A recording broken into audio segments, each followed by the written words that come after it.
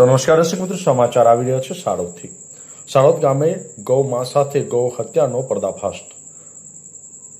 વડોદ પોલીસે 4 સામે ગુનો નોંધી કુલ 1.40 લાખ ઉપરાંતનો મુદ્દામાલ જપ્ત કર્યો છે।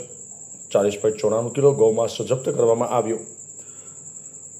ઘટનામાં વપરાયેલા 3 બાઇક સહિત ગૌમાંસમાં કટિંગમાં વપરાયેલ સામાન કબજે કરવામાં આવ્યો છે।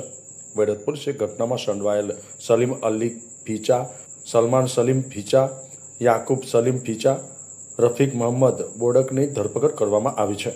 પોલીસે સ્થળ પરથી ગૌમાંસ ઉપરાંત ગૌવંશ કટિંગના વપરાતા છરી, લાકડાના ટીમલા, ઇલેક્ટ્રિક કાંટો, મોબાઈલ ફોન, રોકડ રકમ, 3 મોબાઈલ સહિતનો મુદ્દામાલ જપ્ત કર્યો છે।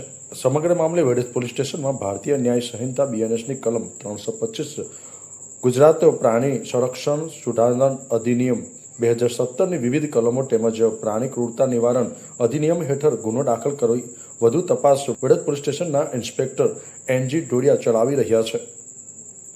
રફીક મલિકનો report, news today, Jambusar. This is News Today.